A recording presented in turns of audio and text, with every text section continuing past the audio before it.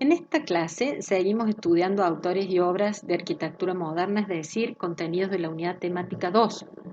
Les habla Mariana Betoli y a continuación desarrollaremos conceptos necesarios para realizar las actividades propuestas en la Guía de Trabajos Prácticos 2, parte 2, en la cual proponemos profundizar sobre autores y obras del periodo entre las dos guerras mundiales que denominamos de la cristalización de la arquitectura moderna y del periodo de la continuidad después de la Segunda Guerra Mundial.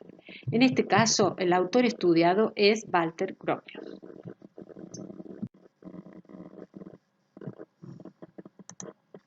Entonces, a Walter Gropius y su obra lo estudiamos como uno de los 6 maestros de la arquitectura moderna, fundamentalmente en el periodo de la cristalización.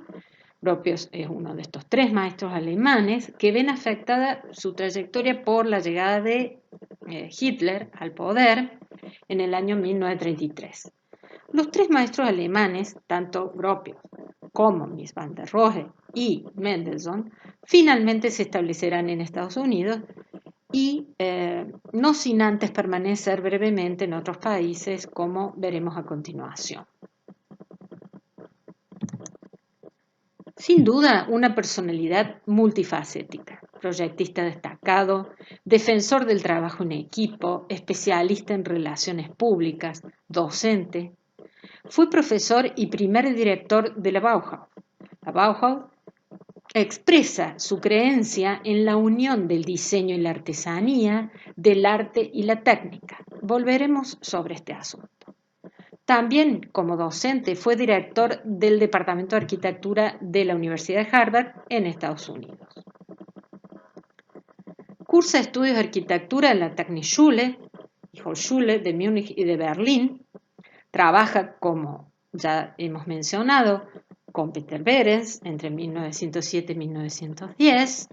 También recuerden que trabajan otros maestros en este estudio de Behrens, el autor que estudiamos dentro de corrientes formativas. Luego de la Primera Guerra, en el 1919, apenas terminada la Primera Guerra, se lo convoca para ser director de esta escuela, de la Bauhaus, hasta 1928, que justamente recuerdan ese año por realizarse el primer Congreso Internacional de Arquitectura Moderna. Decimos en el 28, se aleja de la Bauhaus y se dedica al proyecto, al concurso de vivienda colectiva. Ahí ya empiezan los conflictos con el nacionalsocialismo. Hitler llega al poder en el 33 y el primero se va a Inglaterra en el 34 y ya en 1937 está en Estados Unidos, allí, bueno, como decimos, en Harvard, se asocia en su estudio con Marcel Breuer, ya vamos a ver quién es y cómo desarrollan ese vínculo, y en 1945, terminada la Segunda Guerra, otro de sus emprendimientos, de sus sociedades, el estudio TAC de Architecture Collaboratives, ese es su estudio en ese momento. Emparentado con arquitectos de cierta reputación, decimos, es importante también porque son otros vínculos que junto, por ejemplo, con los vínculos generados a partir de su primera esposa fue Alma Mahler, quien lo conecta con la Viena del fin del siglo. Este es también el título de un libro necesario para entender los cambios entre el siglo XIX y el siglo XX. Su autor es Karl Schorske. Beatriz Arlo, cuando hace una breve reseña de este libro, La Viena del fin del siglo, dice: Schorske ha escrito este gran libro de la historia cultural de Viena, un escenario contradictorio y decisivo donde eclosiona el siglo XX. Freud, Schönberg, Wittgenstein, la coreografía intelectual del futuro en aquel momento. De hecho, que ustedes allí están viendo por lo menos 3 obras de 3 momentos muy importantes en la trayectoria de Gropius. Primero, una fábrica en su periodo, digamos, cuando ya pone su propio estudio en 1910 y antes de la Primera Guerra, el edificio de la Escuela de la Bauhaus en Dessau, que es, digamos, otro de los hitos de su obra, siempre en sociedad, y ya en Estados Unidos estas torres, estos edificios en altura, a la manera de lo que había iniciado la Escuela de Chicago, esta posibilidad de la construcción de edificios de altura. En este caso vamos a ver Pan Am, este edificio del Pan Am, hoy es MetLife. Sin duda, un legado clave de su obra es la Bauhaus. Esta escuela estatal de Weimar resulta de la unión de las antiguas escuelas superior de arte y de una escuela de artes y oficios. O sea, Escuela Superior de Arte y Artes y Oficios. Allí surge la Bauhaus. El programa y la meta de la nueva escuela fue que artistas y artesanos bregaran por la construcción del futuro. Promovían una reforma de la educación técnico-artística. Recordemos que hasta aquel momento se enseñaba y se aprendía arquitectura en las academias de bellas artes. El Beaux-Arts estaba en plena vigencia. Vemos allí una serie de imágenes, por ejemplo, a la izquierda, el diseño gráfico, que fue otra, digamos, de las áreas donde se enseñaba y se aprendía en la Bauhaus. Ese es un afiche, diríamos hoy un flyer, de la muestra del año 1923, fíjense la letra, la tipografía, esa tipografía de palo seco tan característica utilizada por Herbert Bayer, que es uno de los diseñadores gráficos destacados de la Bauhaus. Hay un pequeño homenaje de nuestra historia 2B a ese uso de la letra que nosotros tenemos en el pequeño logo de la cátedra. Gropius, dice, creemos juntos la nueva construcción del futuro, que será un todo conjunto, arquitectura, escultura y pintura. Construir se convirtió para Gropius en una actividad social, intelectual, simbólica. Bruno Taut, dice también en este contexto, no hay frontera alguna entre el arte industrial y la escultura o la pintura, todo es uno, construcción. Otras frases de Gropius que intentan de alguna manera mostrar la personalidad de este docente, de este arquitecto, sin recibirse, sin título, pero un gran constructor. Dice, la creación y el amor a la belleza son elementos primordiales para la experiencia de la felicidad, casi con esta idea mística de la enseñanza y el aprendizaje que sobre todo en la primera etapa de la Bauhaus es tan patente, ¿no?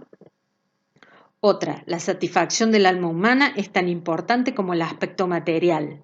La realización de una nueva visión espacial significa algo más que la economía estructural y la perfección funcional.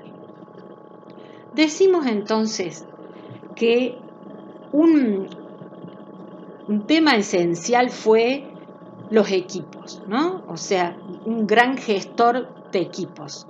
Vemos allí las fotos, abajo los profesores de la Bauhaus, justamente una foto en la azotea del nuevo edificio en Dessau, después del año 26 habrá sido, él en el centro, a su izquierda Marcel Breuer, Kandinsky, Klee y una mujer, Gunther Storm, que Gunther fue una de las mujeres más importantes de la historia de la Bauhaus, la única que llegó a dirigir uno de los talleres, ya vamos a ver cuáles eran los talleres. El taller de textiles. Otras mujeres también destacadas, Annie Albers, también en textiles, verán que había ciertos talleres más femeninos, todavía no estaba, digamos, del todo ganado ese espacio, ni cerca, pero fue muy importante la impronta de la mujer, sobre todo una buena cantidad de alumnas mujeres, como estamos viendo allí en la foto, en esa famosa foto de la escalera de la Bauhaus, las mujeres de la Bauhaus. Marianne Brandt, también la vemos allí en el balcón del edificio, del bloque para vivienda de estudiantes, Marianne Brandt, que se destaca fundamentalmente en el trabajo de metales, y que de alguna manera se la dejó participar en ese taller, cosa que no era para nada frecuente.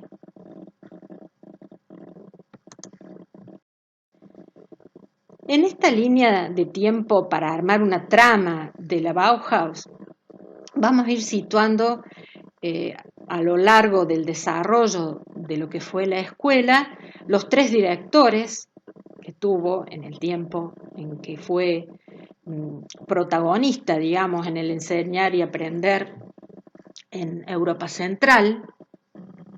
Decimos, tres directores, tres sedes que ocupa a lo largo del tiempo. El primer director entonces, Walter Gropius, hasta 1928, primeramente la sede donde se produce esta unión de las dos escuelas es en Weimar. Tierras del Goethe, de Schiller, también de compositores como Franz Liszt, o sea, un punto clave en la cultura alemana. Por conflictos con la comunidad de tipo ideológicos y políticos, finalmente, para evitar que siguieran las presiones, y Gropius ve la posibilidad de mudarse a Dessau. Allí entonces la escuela toma su segunda sede, en 1926 ya el edificio está habilitado. Gropius entonces va a dirigir la escuela hasta 1928, dijimos que se va a dedicar más bien a la vivienda colectiva, y entonces asume en 1928 la dirección de la escuela Hannes Mayer. Y hay un giro hacia un contenido socialmente proactivo, fundamentalmente orientado a la resolución de la vivienda social. El nacionalsocialismo presiona su cierre en Dessau y la Bauhaus entonces se traslada en 1932 a Berlín y es Mies van der Rohe quien va a ser su director hasta el cierre definitivo en el 1933, obviamente, sabemos por qué. Porque ser de vanguardia y pensar distinto estaba prohibido para Hitler y el nacionalsocialismo alemán en ese tiempo. El plan de estudios y el programa, la impronta de los directores, de los profesores, fue marcando una historia de la escuela que es digna de ser estudiada en profundidad. En palabras de sus directores podremos sintetizar brevemente cada uno de esos tramos del trayecto desde 1919 a 1933. Gropius, por ejemplo, dice construir en unidad el conjunto de las disciplinas artísticas para incorporarlas a una arquitectura de nuevo cuño. Fíjense cómo llega la arquitectura a través de las disciplinas artísticas.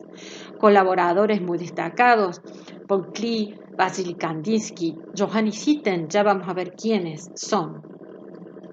Mayer luego, en el 28, dirá las necesidades de las personas en lugar de las necesidades del lujo. Fíjense el giro que hay acá allá. La fórmula es, la función regula la economía. Recuerden que van a estar todos estos personajes de ese auge a partir del 28 en Alemania, colaboradores como Hilbert-Seimer, entre otros. Y el tercer momento muy breve de Mies, construcción y desarrollo. Eso es un poco las ideas clave de cada uno de ellos.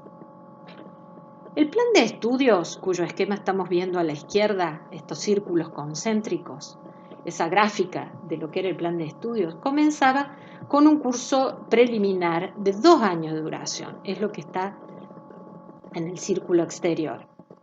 Luego, 3 años de estudio sobre materiales, sobre el espacio, el color, construcciones desarrolladas en los talleres de cerámica, de trabajo en piedra, de madera, metal, tejido, que dijimos que era el que estaba a cargo de Gunta, vidrio, para recién arribar a la arquitectura, a este corazón, al proyecto y a la construcción ahí en el corazón de esos círculos concéntricos. El primer profesor del curso preliminar, que era un curso clave, fue Johannes Itten, pintor y profesor suizo formado en la Viena que ya mencionamos. Promueve un proceso de enseñanza-aprendizaje basado en la estimulación de la creatividad, apoyado en teorías progresistas en ese momento, por supuesto, como el aprender haciendo del norteamericano Dewey. Su postura autoritaria y mística fue increyendo hasta provocar serias discrepancias con Walter Gropius. En ese tiempo también que comienza la crisis con Itten con una influencia primera, la Bauhaus, ligada al expresionismo, lo podemos ver ahí justamente en el programa, en el dibujo del programa de la Bauhaus, acompañado de este personaje también con una impronta, decíamos, casi mística. En ese punto de quiebre de todo el periodo de Itten aparecerá en escena Theo van Doesburg, que promovía una estética racional, antiindividualista. Y en el 1923, en ocasión de la primera exposición de la Bauhaus, aquella que vimos en el afiche en la diapo anterior, decíamos en 1923, se precipita un poco la dimisión de Itten por todas estas presiones y Itten va a ser reemplazado en este curso preliminar por Molinari, un artista húngaro radical en sus ideas sociales, que orienta un poco la escuela hacia este elementalismo constructivista que menciona Kenneth Frampton.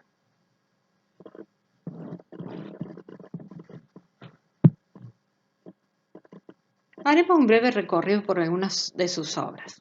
Una obra muy temprana, anunciamos, 1910 ya abre su propio estudio, 1911-1925, La fábrica Fagus, con su socio en ese momento, Adolf Meyer. También había trabajado Adolf Meyer con Peter Behrens, al igual que Gropius. El complejo fabril es para fabricación de hormas de zapatos.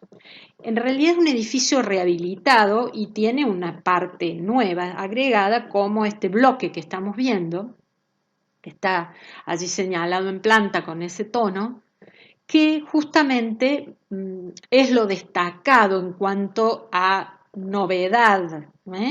Es un cuerpo con esquinas vidriadas, casi dematerializadas, una fachada con esta cualidad de plana, totalmente colgados esos planos vidriados, un edificio sobre el cual se expresan frases tales como, ya lo habíamos escuchado, ¿se acuerdan? En los edificios de Peter Behrens, ¿no es cierto?, en la fábrica de turbinas, etcétera, son palacios para los trabajadores, aire, luz, limpieza, y con la satisfacción de cada uno de los trabajadores crecerá el espíritu de trabajo. Sin duda, es toda esta impronta de la Alemania. Recuerden la Deutsche Werbung, fundada en 1907, promoviendo la industria en relación al diseño, a las decisiones políticas, a los industriales.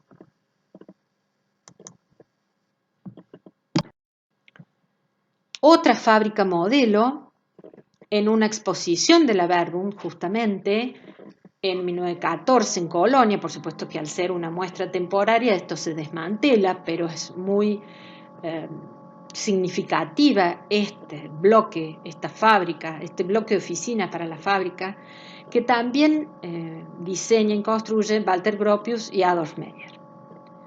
Miremos la esquina del bloque principal, esa especie de, un medio cilindro acristalado, situado allí en la esquina, un tema que se repetirá en los años 20, recuerdan todas estas esquinas semicilíndricas de la obra de Mendelssohn. El cerramiento acristalado de la parte posterior también, y estas torres, que son también la escalera, pero que surgen por detrás casi de este vidrio, con esas especies de losas tan volantes, con esas enormes sombras, pareciera ese coronamiento de la torre, podría ser perfectamente de Wright. Decimos, estas torres de escalera transparentes producían esa sensación de ingravidez en el edificio, porque fíjense que están allí dentro las escaleras casi como unos helicoides.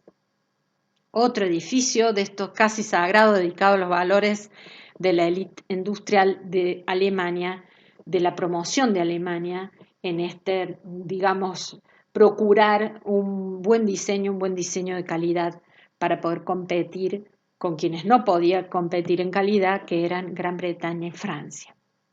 Si bien la distribución de la fábrica es convencional, digamos, toda esta innovación está puesta en estos elementos que hemos mencionado, la fábrica es simplemente una disposición axial en planta y una separación jerárquica, como estamos viendo, entre áreas administrativas, como este bloque de la fachada, y el área de producción de un solo nivel que se desarrolla por detrás del edificio.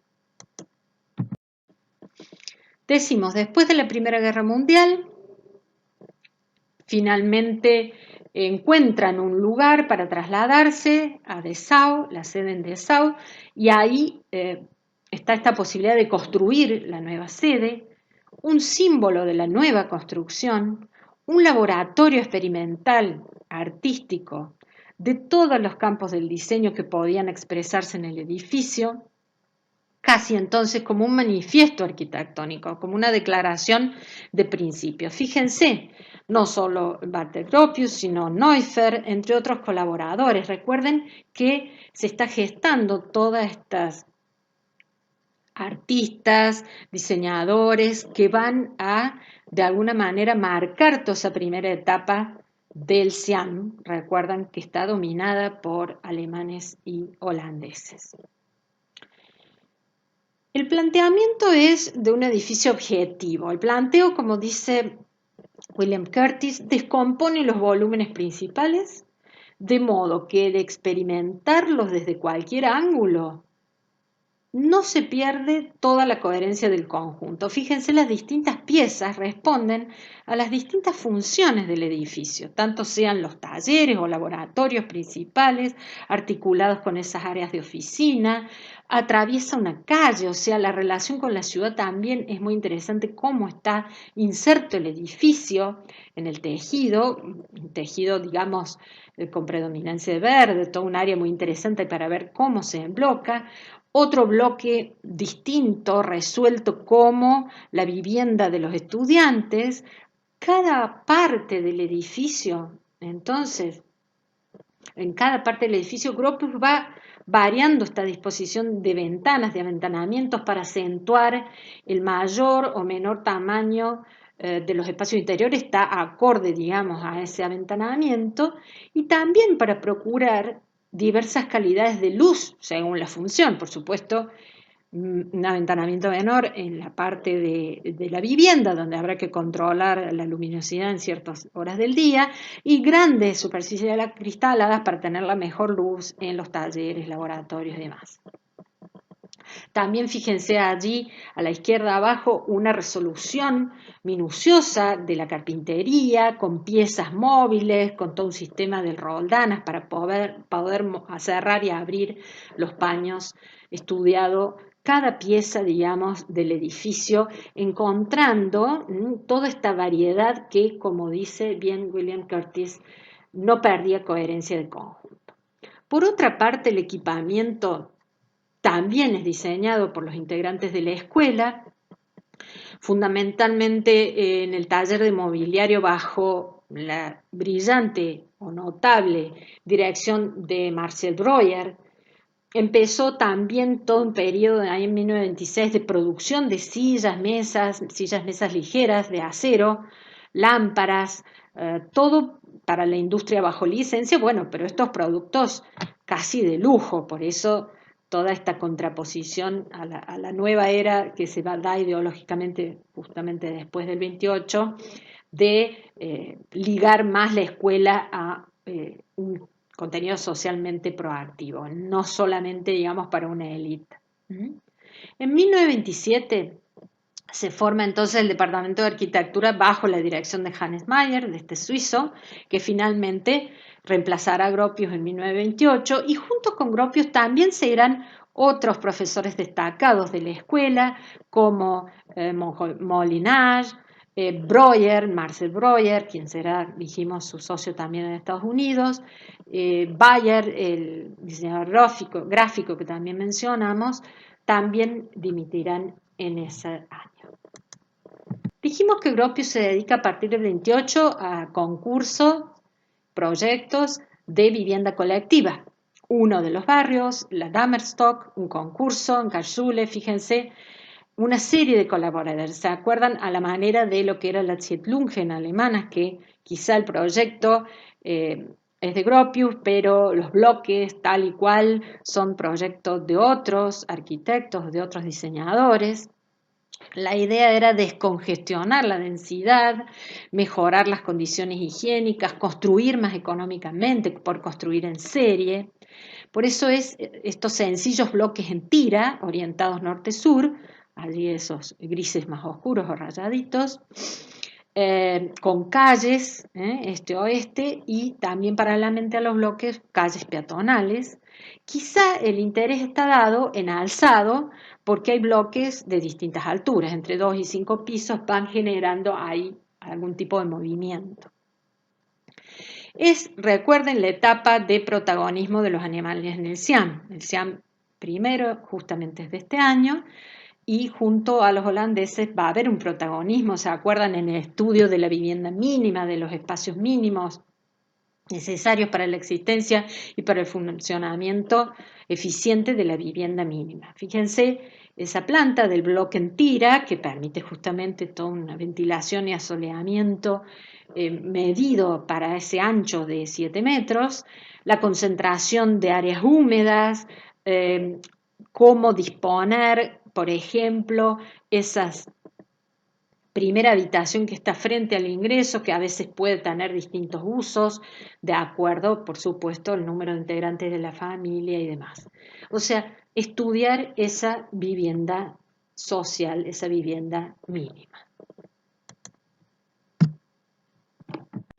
Ya en Estados Unidos, Gropius se asocia con Marcel Breuer, que también es profesor en Harvard y es su socio hasta el año 1941. En el 1938, Gropius construye su casa en Massachusetts, en Lincoln, Massachusetts, y en ella propone conciliar la Neusbauen, o sea, la nueva construcción, con la arquitectura regional estadounidense. Esa arquitectura tradicional del lugar construida con el sistema americano, digamos, de bastidores de madera revestidos, en este caso con tablas de secuoya pintadas de blanco, ese sistema, digamos, que ya vimos en las construcciones de Wright, por ejemplo. Interesante este bloque, ¿no es cierto? Porque si bien, fíjense, en planta parece ser un prisma de base rectangular, pero cómo se va articulando, sobre todo a través de todos estos espacios que cubren el ingreso, que una pérgola en planta alta, que un espacio de expansión que es una galería, pero casi como un jardín de invierno cerrado con vidrio, o sea, si bien hay una forma pura muy presente, también está la vivienda trabajando hacia ese entorno con distintos planos o cribados y demás que van generando situaciones de interés. La planta resuelta con las funciones muy en claro, o sea, una planta baja pública, un núcleo de circulaciones verticales en torno a todo lo que es el área de servicios y una planta alta con la zona más privada, dormitorios y esta enorme terraza para disfrutar con distintas texturas que dan las luces, sombras, el uso de esa piedra en el basamento y demás. Fíjense que a la manera de Mies, ya en su etapa madura, estamos hablando acá en 1957, vuelve a Alemania, en este caso invitado para construir un bloque de vivienda en la Interbau, en una exposición de construcción de vivienda justamente en Berlín, en un área de cierta vacancia, una serie de edificios de vivienda colectiva muy interesantes para estudiar. Ella está viviendo en USA, pero bueno, con TAX son invitados a hacer este proyecto. Fíjense que son esas 4 dobles departamentos, digamos sencillo, porque es una pieza que se repite, pero está levemente curvada por un facetamiento casi imperceptible que da por resultado esa forma con un cierto movimiento y la resolución a través del color y de ciertos gestos de la fachada que con pequeñas entrantes y salientes va trabajando balcones o digamos volúmenes salientes, volúmenes socavados en esa forma general muy sencilla. Ya terminando, decíamos este edificio de la Panam, hoy de MetLife, esa planta octogonal alargada que es un fuste, una de tantas edificios en altura en el corazón de Manhattan, casi sobre la Grand Central, la central de transporte más importante del corazón de Nueva York, justamente también con sus socios de TAC, de Architecture Collaborative. Allí él de alguna manera está